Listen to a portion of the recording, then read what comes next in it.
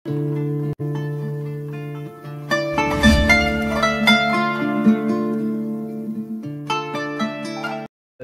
lah wa asyhadu anna Muhammadan abduhu wa rasuluh. Allahumma salli wa sallim wa barik ala sayyidina Muhammadin sayyidil ghurral muhazzalin wa ala alihi wa sahbihi al mujahidin at-tahirin. Amma ba'du, fa ya ibadallah, usikum wa nafsi bittaqwallah, faqad fazal muttaqun. Ittaqullaha haqqa tuqatih wa la tamutunna illa wa antum muslimun. Qala Allah Ta'ala fil Qur'anil Karim, a'udzu billahi minasy syaithanir rajim. Bismillahirrahmanirrahim. Ya ayyuhalladzina amanu taqullaha wal tanzur nafsum ma qaddamat lighad wattaqullaha innallaha khabirum bima ta'malun. Ma'asyiral muslimin, jemaah Jumat yang dirahmati Allah, dari mimbar masjid yang dirahmati Allah ini, saya mengajak kita semua untuk senantiasa meningkatkan rasa ketakwaan dan keimanan kita kepada Allah Subhanahu wa taala, seraya dengan mensyukuri segala nikmat yang telah Allah berikan kepada kita.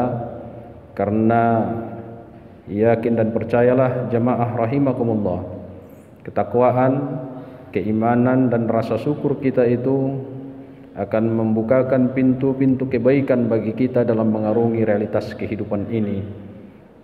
Salawat dan salam dengan ucapan Allahumma sholli ala sayyidina Muhammad wa ala ali sayyidina Muhammad, mudah-mudahan disampaikan Allah Subhanahu wa taala kepada arwah junjungan kita Rasulullah sallallahu alaihi wasallam.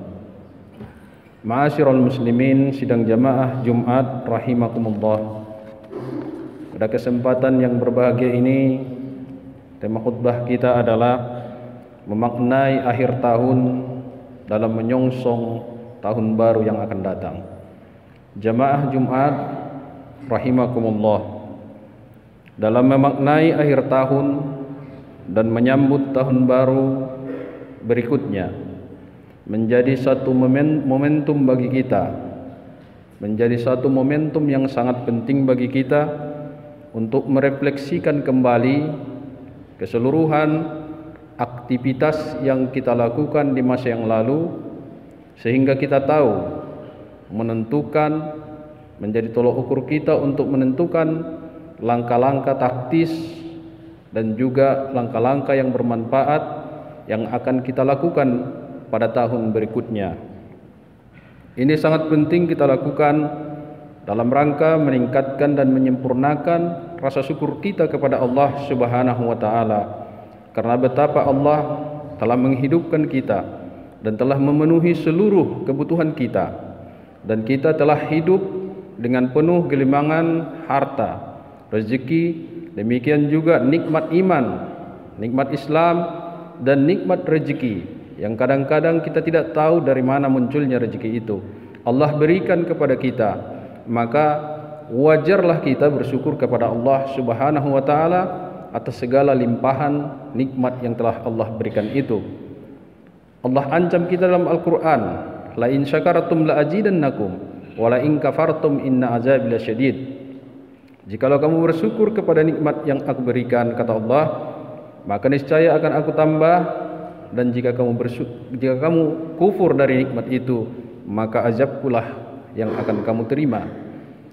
Dalam kaitan itu, hadirin jamaah rahimakumullah, tentu sebagai bukti rasa syukur kita kepada Allah, kita akan terus mengimplementasikan tugas-tugas kehalifahan kita sebagai hamba yang dijadikan Allah Subhanahu wa taala, yang sejak dulu Nabi Adam diciptakan sebagai hamba Allah yang sangat visioner.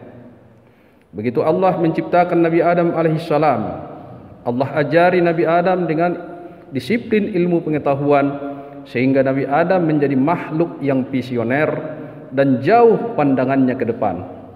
Oleh karenanya jemaah rahimakumullah, dalam menyongsong tahun baru 2022 yang akan datang, tentu kita juga harus menjadi hamba-hamba Allah Subhanahu wa taala yang visioner, tidak lagi berkutat dan berkelindan, membicarakan persoalan-persoalan masa lalu, yang itu kemudian menjadikan langkah-langkah kita untuk lebih maju menjadi terhambat. Justru kita harus menentukan pandangan kita yang lebih jauh ke depan untuk membangun peradaban umat ini, membangun masa depan yang lebih baik dan lebih dirahmati Allah Subhanahu wa taala. Oleh karenanya jemaah rahimakumullah, paling tidak ada 3 hal yang harus kita lakukan dalam menyongsong tahun baru yang akan datang, sehingga semakin kokohlah tugas kehalifahan kita di permukaan bumi ini. Yang pertama adalah kita harus memiliki semangat optimisme untuk menuju perubahan ke arah yang lebih baik. Kenapa ini sangat penting jemaah rahimakumullah? Kalau kita melihat persoalan-persoalan yang muncul dalam segi kebangsaan, kedaerahan maupun keagamaan, sesungguhnya kita harus mengakui masih banyak persoalan-persoalan yang belum tuntas kita lakukan, yang belum tuntas kita selesaikan. Jemaah rahimakumullah, dalam konteks kebangsaan hari ini, kita harus tentu masih berjuang lebih keras untuk mempersiapkan masa depan bangsa, peradaban umat yang lebih maju. Kita saat ini sedang berjuang untuk benar-benar keluar dari musibah COVID-19 yang belum, hadirin jamaah rahimakumullah, tuntas dengan benar-benar sampai hari ini. Dalam konteks keagamaan, jamaah rahimakumullah, kita harus memperhatikan bahwa masih banyak yang kita saksikan bagaimana kemudian persoalan-persoalan keagamaan ini dimunculkan oleh ego sektoral yang menyebabkan munculnya diskriminasi, merasa paling soleh, merasa paling baik, merasa paling banyak amalnya, yang akhirnya mengklaim bahwa dialah paling benar di atas dunia ini, yang lain tidak benar. Ini kemudian memunculkan konflik horizontal di antara kita sesama umat beragama, bahkan di antara kita umat seagama. Dalam persoalan kedaerahan jemaah rahimakumullah, hari ini kita masih disuguhi persoalan-persoalan kemiskinan, keterbelakangan kualitas dan mutu pendidikan di daerah, yang hari ini juga masih menjadi persoalan-persoalan kita. Tentu ini jemaah rahimakumullah, kita harus optimis keluar dari persoalan ini menuju perubahan yang lebih baik. Yang kedua, hadirin jamaah rahimakumullah, kita harus melakukan introspeksi diri. Akhir tahun merupakan momentum yang sangat tepat untuk kita jadikan untuk bermuhasabah, menghitung diri kita, apa yang sudah kita lakukan dan apa yang akan kita lakukan di masa yang akan datang. Tentu hadirin jamaah rahimakumullah, kekurangan-kekurangan di masa lalu harus kita tutupi dengan langkah-langkah, aktivitas-aktivitas yang lebih dirasakan manfaatnya oleh seluruh manusia, tidak hanya bagi diri kita sendiri, tetapi seluruh umat yang ada di sekitar kita. Oleh karenanya jemaah rahimakumullah, Allah mengingatkan kita di dalam surah Al-Hasyr, A'udzu billahi minasyaitonir rajim. Bismillahirrahmanirrahim. Ya ayyuhalladzina amanu taqullaha wal tanjur nafsum ma qaddamat lighad wattaqullaha innallaha khabirum bima ta'malun. Wahai orang-orang yang beriman, bertakwalah kepada Allah dan hendaklah setiap diri memperhatikan apa yang telah diperbuatnya untuk hari esok. Dan bertakwalah kepada Allah, sesungguhnya Allah Maha mengetahui apa yang kamu kerjakan. Hadirin sidang jemaah Jumat rahimakumullah, surah Al-Hasyr ini paralel dengan apa yang disampaikan oleh Sayyidina Ali. Sayyidina Ali pernah menyampaikan bahwa barang siapa yang hari ini lebih baik dari hari kemarin, maka ia termasuk orang yang beruntung. Barang siapa yang hari ini sama dengan hari kemarin, maka ia termasuk orang yang merugi. Barang siapa yang hari ini lebih jelek dari hari kemarin, maka sesungguhnya dia adalah orang yang merugi. Hadirin sidang jamaah Jumat rahimakumullah. Ayat yang saya bacakan tadi dalam surah Al-Hasyr, begitu juga dengan ungkapan Sayyidina Ali, sesungguhnya merupakan inti ajaran dari Islam, menganjurkan kepada kita, mendorong kita umatnya ini agar senantiasa menjadikan kehidupan kita ini, kehidupan yang kita jalani ini, menjadi kehidupan yang langgeng dan berkemajuan.